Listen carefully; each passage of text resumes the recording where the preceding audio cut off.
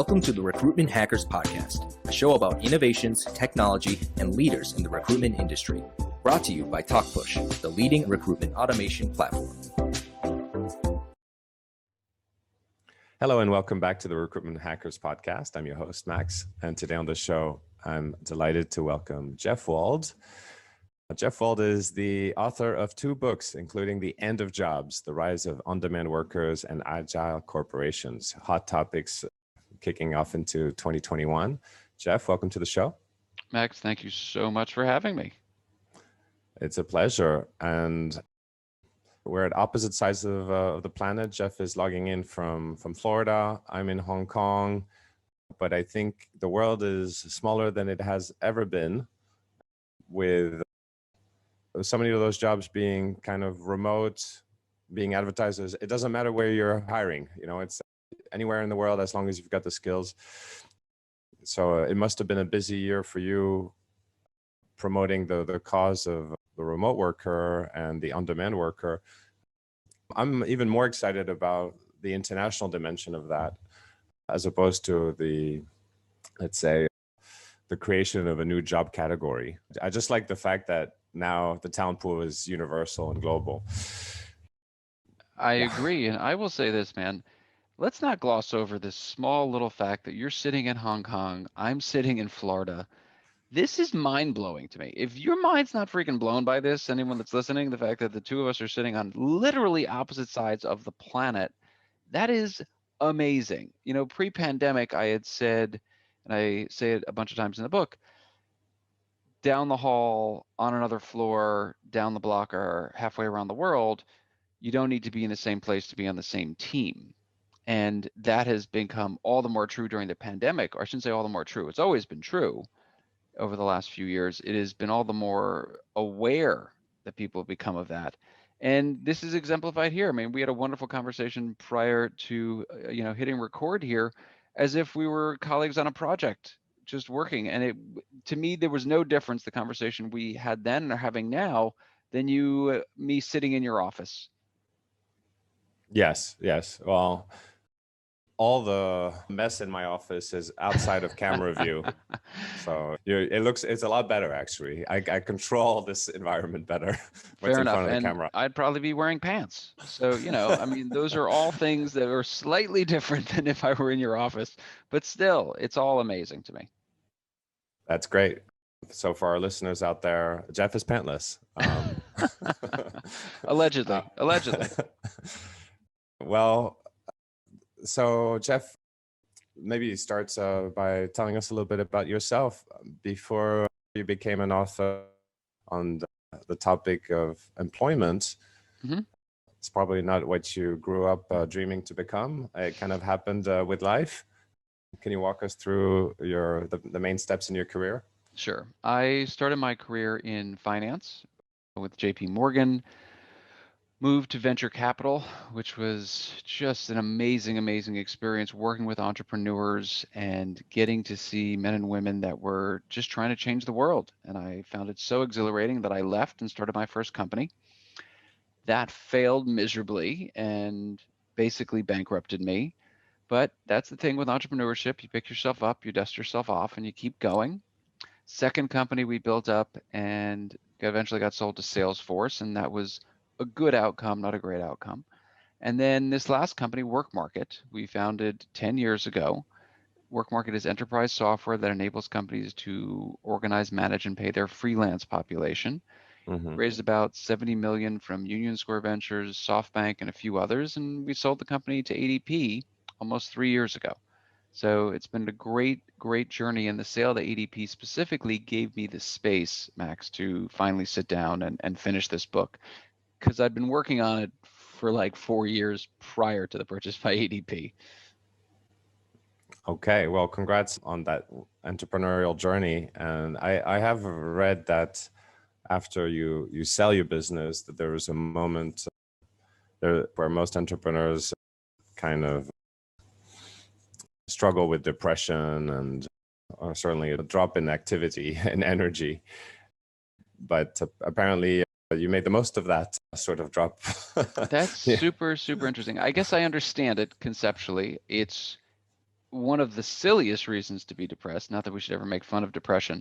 I will tell you, having your business fail and going bankrupt, virtually bankrupt, obviously bankruptcy is a technical term, having your business fail and virtually going bankrupt, Yeah. that is something that did engender a lot of depression in me and, had me not leaving my apartment for some time as I was super bummed out by that. But I had no experience like that with the sale of work market. There was been joy upon joy and just gratitude and fortune. Yeah. Good. I am really happy to hear that because, who knows, maybe one day I'll have to sell some of my shares. And I'd like it to be a happy moment as well. God willing. God willing. Absolutely. So your new book, The End of Jobs, the Rise of On-Demand Workers. I'm excited about this topic because, I believe it is all of our mission in the corporate world and the enterprise world to create a performance-driven culture and an output-driven culture where people are measured on what they produce as opposed to how wide they smile. And I think that the transition towards a task-based job assignment as opposed to job descriptions is one for the best because it actually gives more freedom to people to just get the job done in as much or in as little time as possible, which is giving people more freedom to run their lives the way they want. I mean, it could be looked in that way. It could be looked at on the opposite side of the spectrum as like a cold market-driven approach to employment instead of where many employers still position themselves as we are family. But I think the we are family message is a bit outdated personally. How do you feel about that transition? Do you think that we're moving towards a world which is that what's covered in your book? So there are a number of things that are covered in the book about the future of work. The first and the most important is, Max, to look at the history of work. I wrote the book because I get very frustrated with people that make predictions about the future of really anything, quite frankly, without evidence. But specifically in the world of work, we have the history of work and how companies, workers have come together to produce goods and services throughout different societal changes, different technological changes. So let's study those. The second body of evidence is data. What does the data tell us? How do data trends and patterns play out currently and obviously through history as well? And the third is, how do companies actually engage workers? A lot of people think the labor resource planning meeting goes like this. CEO walks in and says, all right, what are we gonna do with our workers? Let's hire the cheapest ones. Meeting adjourned. That is actually not how those meetings go. There's a lot of variables that go into that equation. And so understanding how companies actually engage workers, understanding the data and the data trends, and understanding history and how society has coped with some of these struggles before, that to me is a very thoughtful way to think about or start to make predictions about the future of work. And that's what we endeavor to do in the book. And so the book has a historical component. It goes back to the history of work. I was excited when I read about the time of Abraham Lincoln when they were talking about what's it called, wage slaves, or where it was considered that every man should be his own employee. It was a vision that was articulated at the time that to be on a regular wage is somehow less envious that everybody should be self-employed, and it's kind of coming back a little bit, right? It's from 150 years ago. Look, it certainly is coming back. The whole idea behind freelancing, this idea that you get to have flexibility and choose your own path, that is a very, very powerful thing. It's something very encoded in our DNA to want to have control of our own destiny, of course. And all the things that the freelancer faces are starting to permeate the full-time workforce. So while I called the book The End of Jobs, Rise of On-Demand Workers, that is not to say I think everyone's going to be a freelancer. That is to say that all the things that the freelancer deals with, task-based labor, personal responsibility, algorithms allocating work, data-driven HR, all of those things, Max, are permeating the full-time workforce, and all workers are dealing with Okay. those things. Okay. So everybody who's looking at Uber drivers thinking, well, I'm glad I don't have an algorithm looking over me. It's Your time coming. is coming up. Yeah. Okay. It is coming. No question. It is coming. Okay. From a talent acquisition perspective, which is really my focus, how does this affect recruitment? How does the rise of the on-demand worker affect recruitment? Do you think that are you noticing that they're being hired in a different manner than the permanent staff? Well, I think there are a few ways that all of these changes impact recruiting. The first is, look, recruiting is that tip of the spear, right? Your listeners are the first people out there that are dealing with the changes in how companies are structuring their workforces. We need more of X, we need less of Y. We need more people in this geography, fewer in that geography. And so recruiting is seeing in real time the shifts in labor resource management. And that is super, super interesting in and of itself.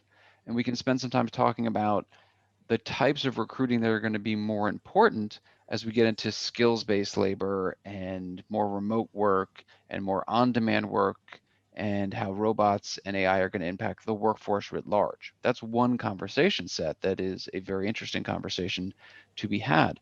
The other part is, how does that specific function change given all of these things? Is more recruiting going to be done in an on-demand capacity?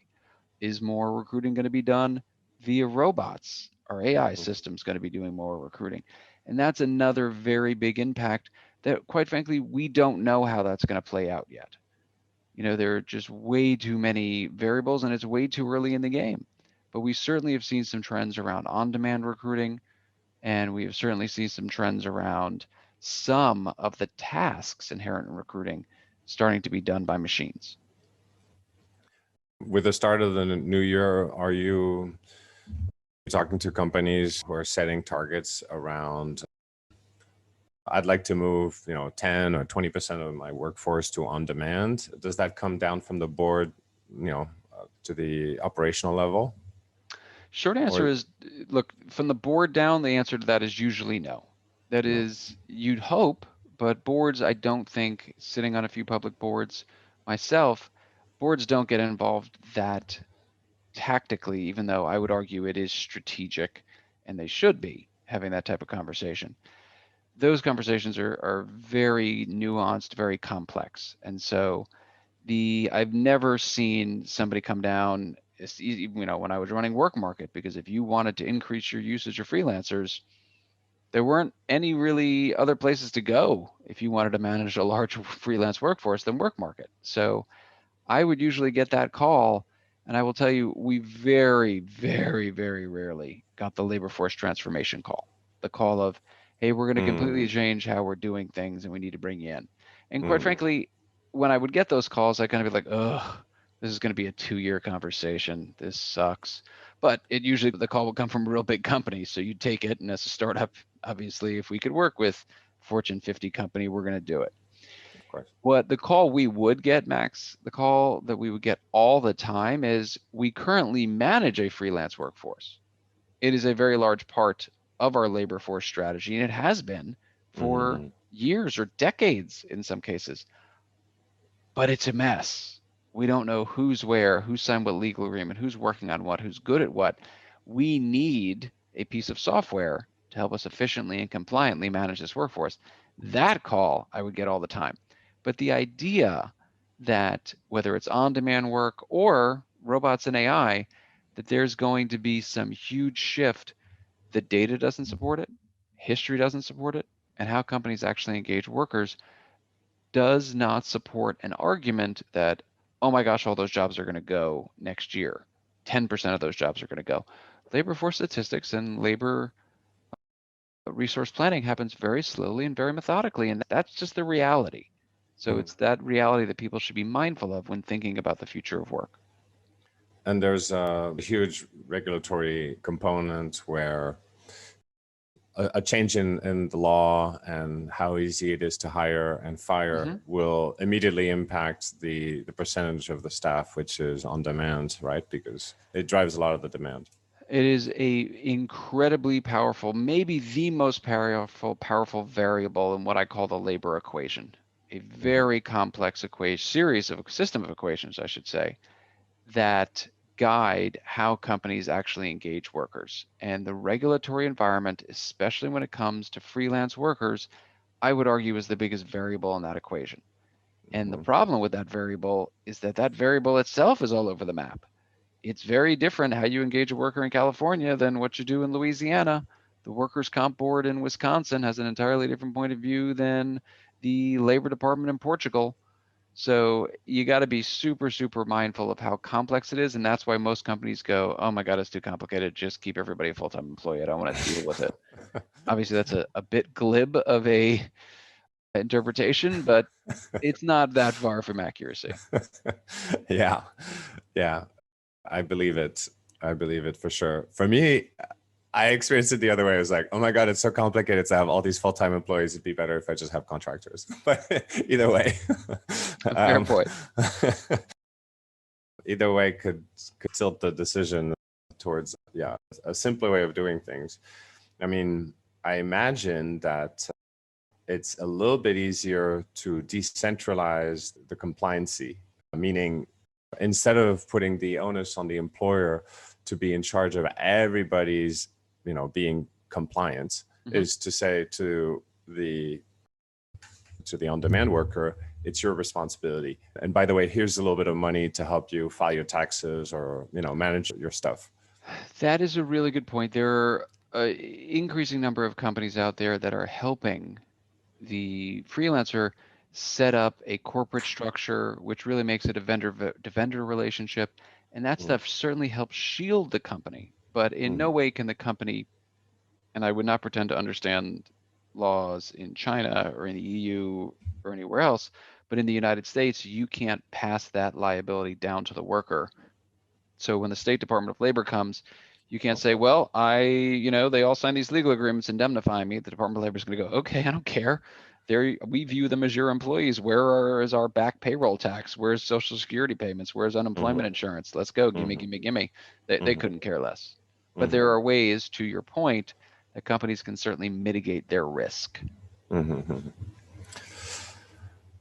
Great. Well, what else can corporations think about? You talked, it was in your title, the Agile Corporation. What are some of the trends you foresee in 2021 for companies who want to become more agile? Are they, besides work market, what other tools or methodologies do you recommend? Well, I don't anticipate a huge increase in the size of the on-demand workforce. But the on-demand workforce as a number shrank. So there were upwards of 40 million workers in the on-demand workforce. Now there are high 30 million workers in the on-demand workforce, but the labor force as a whole fell. And so we're still trying to parse together, did the percent of the on-demand workforce shrink, grow, or stay the same? My guess is that it probably stayed about the same. So I don't anticipate in 21 a huge movement back. I think it will stay about the same percent of the labor force because companies are just focused elsewhere right now, right? They're trying to make sure their teams are safe. They're trying to make sure that their supply chains are safe. They're trying to make sure that their employees are being productive, and they're not thinking about labor force transformation in 21. 22 might be a very different scenario. And as we discussed earlier, regulation, I think, is going to be the biggest variable in that equation. But when we talk about Agile, Max, there are a host of different ways in which a company can be agile. The best way is managing an army of freelancers. They are completely agile. The next, you can move into temps and vendors and to other types of relationships. But the biggest change that we saw in the labor market, unquestionably, in terms of how work gets done, I think the biggest change was unemployment and obviously the horrific impacts on labor because of the pandemic. But the biggest change in how work actually gets done was clearly remote. It was the movement to remote work. And does that make a company more agile? Of course it does. Allowing your workers to be able to work where they want, how they want, is a very important step in kind of breaking that bone of the one office, one manager, 9 to 5 job And that's the job, by the way, that is referenced in the title, The End of Jobs. It's not that robots are taking all our jobs. Far from it. They are not. That is a very clear conclusion from the book. But this idea that you have one office, one manager, you work 9 to 5, that job is dying, and it gets replaced by people being nomadic, people having flexible work arrangements, people working in different contexts. So there's certainly on demand and temps and freelancers and all that jazz. Those are the kinds of changes that were sped up by the pandemic as companies had to become more agile. There was no everyone's got to come to the office from 9 to 5. That wasn't happening almost anywhere in the world in April of 2020. So that is a huge step forward in the agile corporation. I actually, to your last point on, I've noticed the same trends, of course, but the 9 to 5 aspect, there's still a bunch of companies that still look at the 9 to 5 hour, and there's a strong case to be made for, the work-life balance, to say, yeah, it starts at 9, finishes at 5, so you don't invade into people's lives. But on the other hand, it does remove, to do so, because you say we want to create boundaries and we want to create overlap where people working at the same time. It does also mean you're removing a little bit of freedom from your employees, from your staff, let's say, to decide when they work. If it's 9 to 5, yeah. So it's not that great. Like I would argue, like, work whenever, and we try to minimize the number of conference calls if we can. That is a fine way to think about it. But when we're thinking about 164 million people in the US labor force, actually 154 million now, 164 at the beginning of the pandemic, that is not the way all of them can work. If you have a shift at H&M, that's when your shift is. There's no, hey, I want to work from Barcelona this weekend. No, your shift is here in the store. That's when your shift is. If you're working on the line at Volkswagen, your shift is 9 to 5, or maybe whatever it is. There is no, hey, I'm going to, come in late and I'll stay later. No. That's when the shift starts. Like, you have to be there. So it's important to think about the full context of the labor force when we have conversations about the future of work. It's easy to slip into this idea that everybody works in these remote first type jobs that are very enabled by remote work and digital work and all these other things. The reality is most people don't. That's just not the reality for most workers in any labor force. Agreed. And I work in these industries where people do have to physically come a lot of the time. So I know that's the case, but I guess for the knowledge worker, I still see people trying to cling on to this office, way of work. Sure. Where I think all communication eventually should, as much communication as possible, should be moved to the asynchronous. So, because we can read faster than we can sit through a meeting. I completely agree, but to your point, some people do enjoy it, and there are tremendous benefits to it. I saw a study that 93% of remote workers still live within a commutable distance of the office, because going remote doesn't mean you never go to the office. There are benefits to having everybody come together and have brainstorming sessions and do small talk. Those serendipitous encounters at the water cooler, they're actually incredibly good for productivity. Do they need to be every day? Of course not. Can we allow people the flexible work arrangements, those that want it and those that can do it? Sure. But here's another important thing. 42% of the US workforce can work remotely. That's it. And the US, by the way, is the highest percentage of any workforce on the planet that can work remotely. But another way to say that is 58% of workers cannot do this digital lifestyle, cannot work remotely. Their jobs won't allow it. So we need to be mindful of that when having these types of conversations. All right. So it was a bubble, 2020, a bubble in the narrative to a certain degree that was not really supported by hard data. In fact, most people will still be coming into the office, and the on-demand worker, while it's an ongoing transition, we haven't seen a huge rise in the percentage of the workforce that does on demand. And the robots will not take our jobs. I'm sure that there's a lot more depth to this book than my cliff notes here. Jeff, how do people find your book? I'm going to put a link to where do you want to sell? Are we selling through Amazon, or is there another place? There are tons of other places, but 98% of the books that have been sold have been bought on Amazon. And, certainly when the book came out in June, there was almost no other place to buy the book. That's not true. Actually, it was on barnesandnoble.com and a few other web sellers. But it's funny, I'm down here in Florida now, and Florida's COVID restrictions are much looser than my normal home in New York. And I passed a Barnes and Noble today as I was old going school. to get my office set up down here, home office. And I'm super excited to go tomorrow and see if my book is there. So hopefully it is in bookstores where it's supposed to be, but this will be the first time I get a chance to go into an old school Barnes and Noble. I'm super excited. All right. Yeah. Don't forget to put on your protective gear for that Barnes and Noble experience. No question. No question. And well, how do people get a hold of you? What's the best way to reach you? Well, you can certainly follow me on Twitter at Jeffrey Wald. It's the only place that I go by Jeffrey. Everywhere else I go by Jeff, but I couldn't get Jeff Wald at Jeff Wald. And LinkedIn, I will always accept connections on LinkedIn. And Amazon is certainly the best place to find the book. Wonderful. Well, thanks, Jeff, for sharing your insights and coming on the show. And well, I'll look forward to my free copy in the mail. No, I'll go and get myself a copy. I've got a bunch of books here. I'm a little bit behind on my reading, and I'll go get myself a copy right now. I appreciate it. Thank you so much. It was so great to chat, and I look forward to listening to many more episodes of this podcast. Thanks, Jeff. Thank you. And that was Jeff Wald, author of The End of Jobs, The Rise of On-Demand Workers and Agile Corporations. Jeff reminded us that on-demand has not taken over yet. Companies are looking after their own, and they're making those decisions to a great extent because of the regulatory environment that they're in.